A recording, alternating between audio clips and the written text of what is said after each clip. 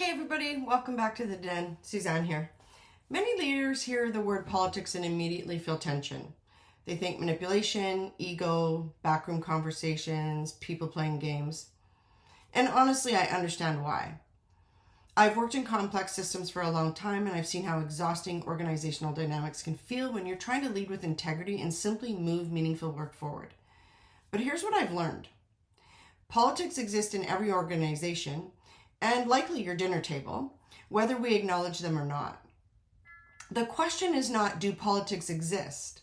The real question is, do we know how to navigate them skillfully? Because when leaders avoid politics altogether, something interesting often happens.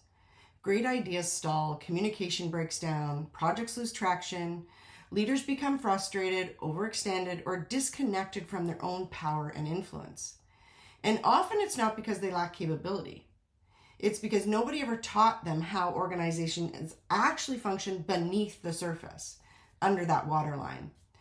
What I believe many leaders misunderstand is this. Political savvy is not about becoming someone you're not.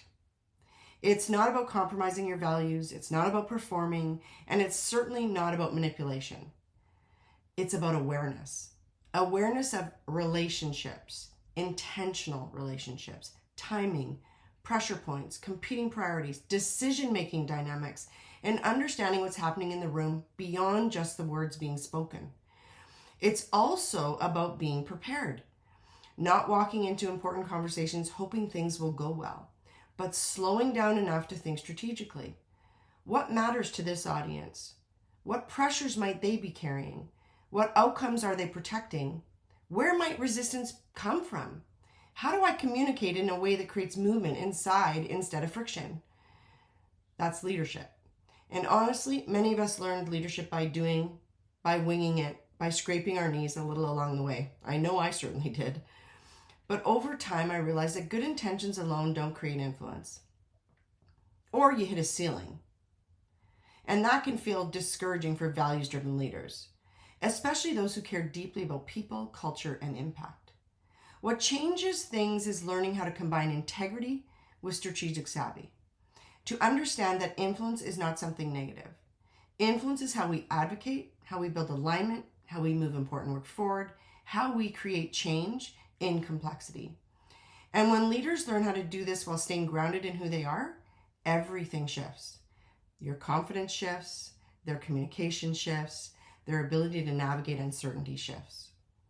They stop feeling stuck inside the complexity and start understanding how to move through it more intentionally.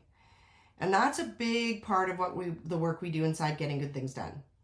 I help leaders navigate that complexity, build relationships intentionally, understand influence and organizational dynamics without losing yourself in the process.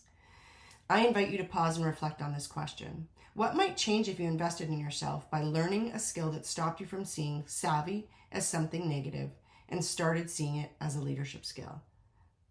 I invite you to join me in September in the next Getting Good Things Done. DM me or send me an email if you're interested. Have a great day.